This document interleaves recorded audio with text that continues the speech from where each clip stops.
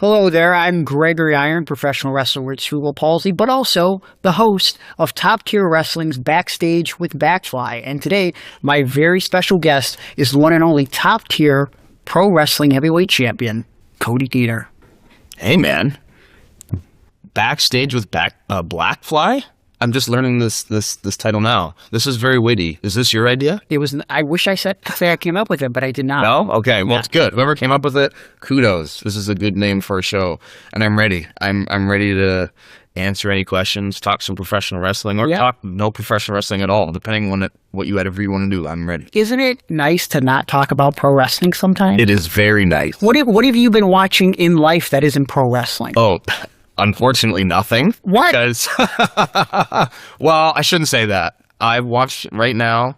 I'm feeling in the holiday spirit. Okay. And I have 4 children, and my son is like Mick Foley level in love with Christmas.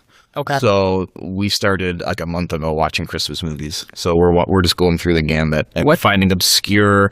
We're into having to find obscure Hallmark rom-coms right now. Oh no. Yeah, and I love those. Yeah. Because as a professional wrestler, I like a nice simple story that has a beginning, middle, and end, and ends exactly the way you want it to. Yeah. That's pro wrestling to me. So that's why I love a good Hallmark movie. Have you watched? It came out a year ago for Christmas. Hot Frosty. I was about to say. I was going to say, have you seen Hot Frosty? Because it's awesome. Well, I felt bad for the dude from Schitt's Creek that's in it because like he lost so much weight to be that ripped guy. I felt like, oh no, like he just seems kind of unhealthy. Right. I was scared for his well. But he was hot, bro. Like, I guess. Yeah. I mean, what a stupid concept on paper. Yeah. But then worked perfectly, in my opinion, for a film. Yeah. Which I know I can say for my career, and I know from yours as well. We probably both had things that on paper are like, this is the stupidest thing ever. Yeah. And then when it gets executed, it's like, I don't know why that worked so well, but it did. Yeah. That was Hot Frosty to me. Is there a moment in your career like that comes to mind right off the rip? Oh, well, I mean... You've been doing this for a long time. This is what, 2000? Yes. That's crazy. Yeah, man. And you've seen a lot of changes throughout that time. Yeah, like a quarter of a century.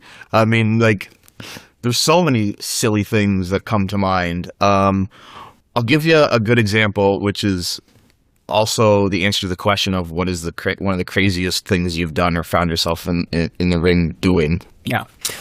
I once did a 3-hour... steel cage blindfold battle royal, which was an art exhibit funded by the government of Canada in a subway station. So I bet you weren't thinking you're going to hear that sentence. No, I don't even know. Like I can right? visualize it. No pun intended. Right? Blindfold. So I told the promoter or the art exhibit guy that like, hey, you need to go find like the right lucha masks material so we can see through these blindfolds. Of course he didn't do that. We were all legit blindfolded for 3 hours in a steel cage, and on paper it seems really stupid, and I'm like, there's no way people are gonna stand around for 3 hours to watch this. And dude, there was like 1,000 people packed in a subway station screaming the entire time. It was kind of unbelievable. Does this exist on video? I don't think so. It's almost better than that it doesn't exist on video, because it's probably terrible. I mean, I spent most of the time in the corner of the ring putting Brody Lee in a sleeper hold and catching up on life, and he told me about his family. I told him about mine. Yeah. I kind of did that for about an hour and a half of it. Yeah, that's ridiculous. Yeah, absolutely. The most ridiculous place that I've wrestled off the top of the dome. Yeah, multiple prisons. Really? Oh yeah. And there's one piece of footage of that we recorded to try to send to other prisons, like we were allowed to. But other than that, we weren't allowed to take photos or anything. So the footage that exists, you can't tell we're in a prison. Yeah. But I think I worked like 7 or 8 of them, and it was always different, and it was always terrifying. Yeah. Because you didn't have guardrails, and like the number of armed guards around the ring was always very, not existent. Yes. So but they seem to be really enjoying it. It reminded me of like I'd be on the top rope, and it felt like they're so happy. I feel like I'm at like Tribute to the Troops or something. Yes. But then I have this moment of like, as they're like, yeah, we're still good. I'm like, oh, there's a murderer. There's a guy who did something probably involving SA. You know, it was not. Yeah. It was scary at times, but we got through it. So that's my weirdest place. So you mentioned Brody Lee. Yes. Outside of this ridiculous scenario with the blindfold match and the battle royal. Yeah. Do you have a favorite memory with Brody? Because like when I think of Brody, and I was saying this for the longest time, I once worked with him at Dragon Gate USA, and we had like an hour conversation before the match that I just will always hold dear, because even though I had shared multiple locker rooms with Brody in Chikara and Pro Wrestling Ohio, like that was like the one time we really got to converse, and it was like, I don't know, Brody to me treated you like he had just known you his whole life. Yes. One of those kind of people. So what's your favorite memory with Brody? You know, when you wrestle somebody, some guys you wrestle and you're like, oh, that was good. And then like now when I see you on shows, we have that connection and it's like, yeah, shake your hand, like good to see you again. And there's other guys, you wrestle them and you almost immediately feel like their best friend because you had this connection with one another. And a chemistry. That's the way I felt wrestling Brody for the first time and meeting Brody for the first time. Two memories come to mind. One is a wrestling one and one is a non-wrestling one. You're going to hear that in the background a lot, aren't you? That's fun. It's all good. It's just good ambiance here. Live, pal. This is live, pal.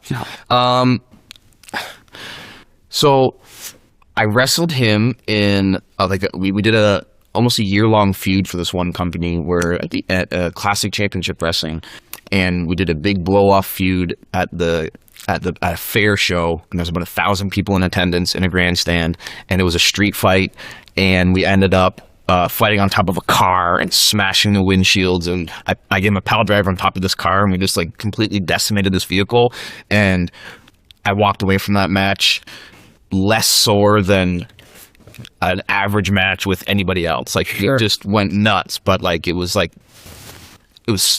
such a pro and so good at what he did that it's like I could have had that match right after I had it, and then again and again. And just having a match like that with a brother like Brody was awesome. Yeah. So that I can like visualize that. I think I might have came down to the ring in a monster truck too.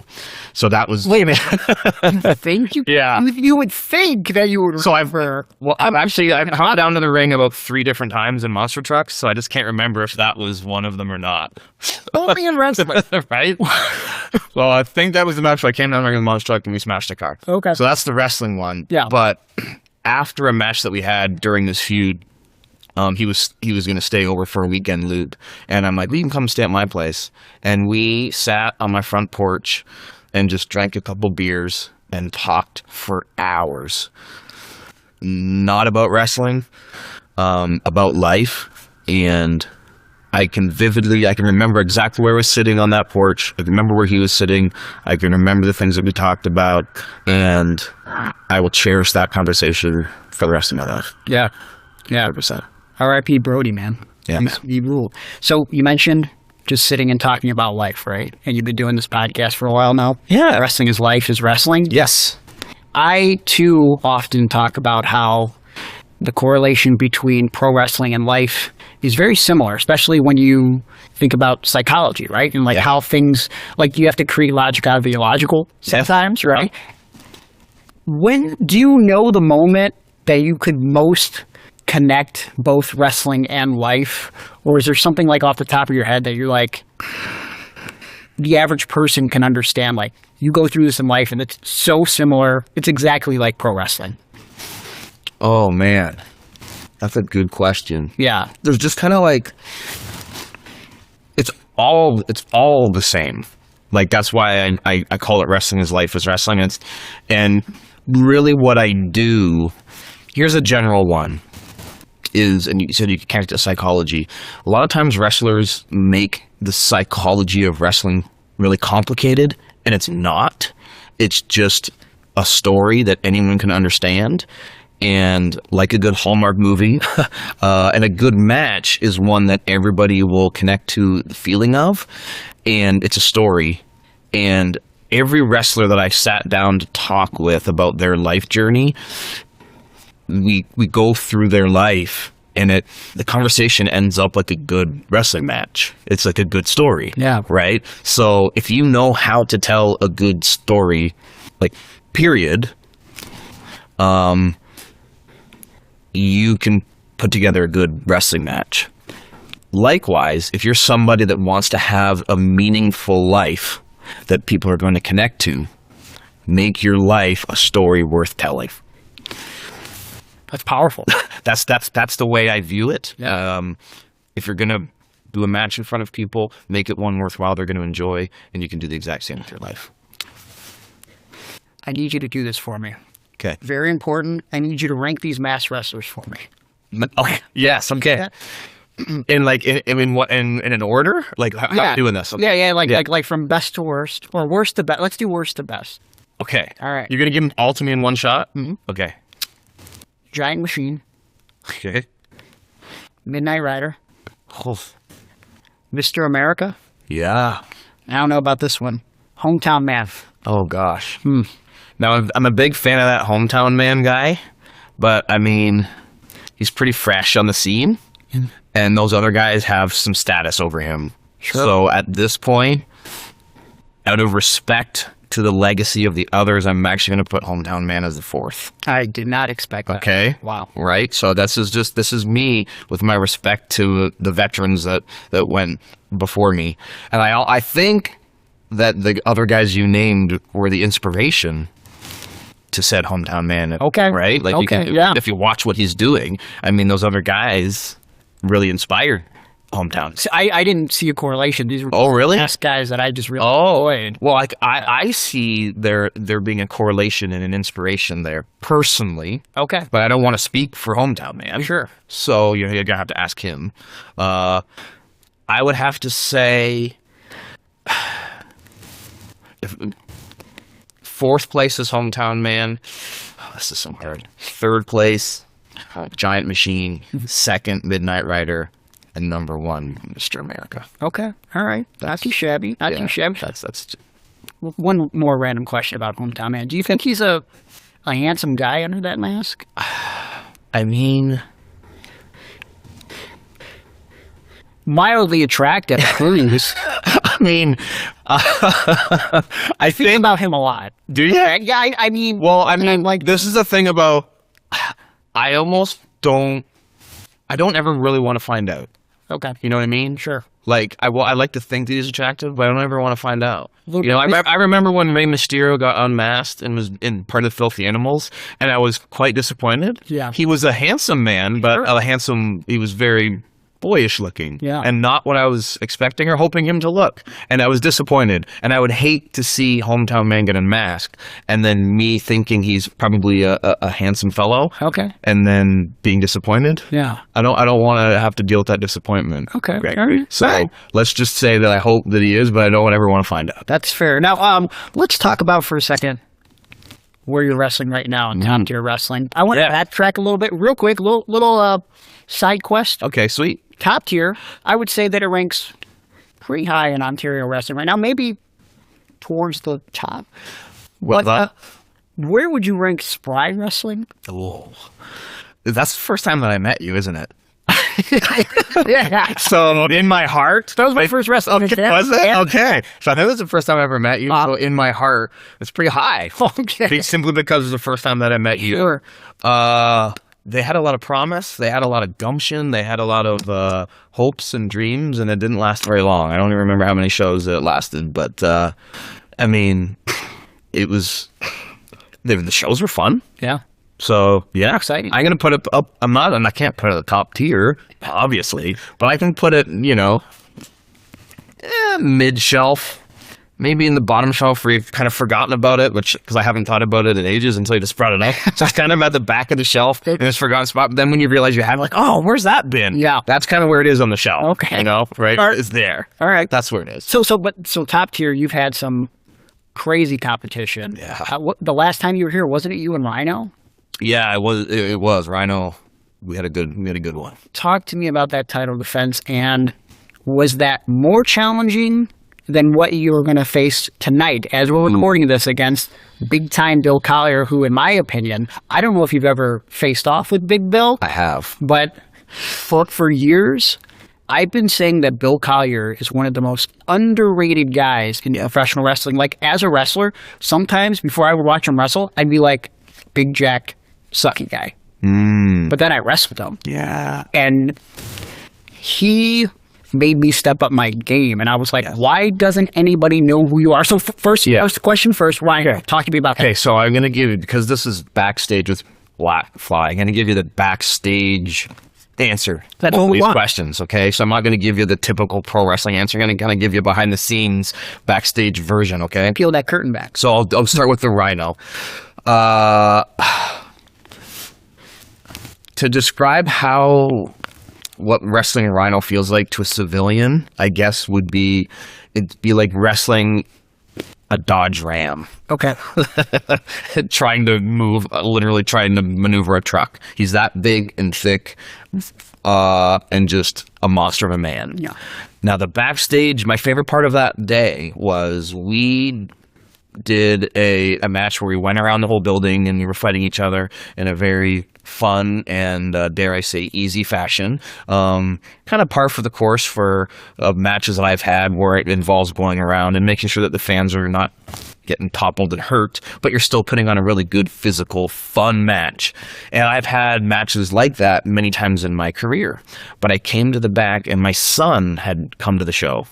And my son comes running into the locker room, bouncing up and down, like smiles on his face. He's seen me wrestle many, many times. And he goes, "Oh my God, Dad, your best match." I'm like, "Oh, really? Why?" And then he explained to me and told me like everything. He recounted the entire match to me. "We went over the table and then you're almost smashing the table, but he blocked it. And then he smashed you on the table. And then you went and you hit him on a chair 10 times. And there was 1, 2, 3. And like all the things that we take for granted in wrestling, they're like, "Oh, that's what I do every weekend." He explained to me like it was the most exciting thing that he'd ever seen in his life, because it was, in his opinion. So it reminded me of the joyful simplicity that wrestling can bring somebody, and I try to aim for that in my matches, and I accomplished it that night with Rhino because my son's reaction was proof of that. Yeah. Bill Collier, you said, you just thought he was kind of just the typical jack, maybe not so good wrestler, but he's only on the show because of his body. That's a common thing where you've got guys that are in, they get a spot in the show because there's a spot for a guy like that because you want people to look jacked. And like Bill might seem just to the eye like that's okay. He should be on the show because he's jacked. And then like you said, you get in the ring with him and go, "Oh, this guy is ever so much more than just a guy that happens to be in shape. He has all the tools." And that's why he's underrated. He has everything. He checks all the boxes of what makes a good professional wrestler. I wrestled him for the first time probably 12 years ago, and I thought he was underrated at that time. Now, he's one of these guys that has aged like a fine wine. He's even more jacked and even better now, and is still underrated for some stupid reason. He's one of the best wrestlers in the world, and period. End of story. He's awesome. So do you have a strategy tonight to walk out of there with the top tier championship? Because he's not going to make it easy for you, Coach. No. I mean, look, this is kind of my strategy in all of my matches. To me, the best pro wrestling is fun pro wrestling. So yeah, it's not fun to get beat up by Bill Collier, but I'm going to have fun trying to beat him up. And the crowd is going to feel that energy. And then when I do get, it's obviously I'm going to be getting, I have to take my licking tonight with Bill. But if I can have the energy of the audience because they're having so much fun on my side, then that gives me the adrenaline and the gumption and the wherewithal and the ability to make a comeback and maybe topple that big man. So I'm going to have fun tonight because that's always my goal. But it's actually a strategy because it helps me get energy from the crowd, and I'm going to need that energy to beat Bill. Do you think there might be interference from the hometown man?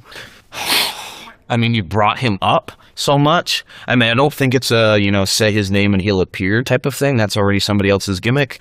But it's possible. Do you got his number? I don't. I've been trying to connect with him. I'd like to have him on Backstage with Blackfly. Okay, well, you know what? I'll see if I can track down his number. And if you can, please give it to me because I'm going to need all the help I can get tonight. And I wouldn't mind the help from that perhaps handsome man. We may never know for sure. But hey, I know one thing's for sure. I love that you sat down with us for a little bit. Backstage with Blackfly. A lot of good exclusive content for them. Make sure and subscribe. Yeah, Shake with the left hand. Yeah, okay. Did I set the bar like high, like a top tier level bar? You took my line. Took my damn line. Okay. Damn it. But thank you so much. Maybe, hopefully, as we go into the new year, we can have another interview and we're still the top tier heavyweight champion. Thank you so much for your time, guys. Thank you.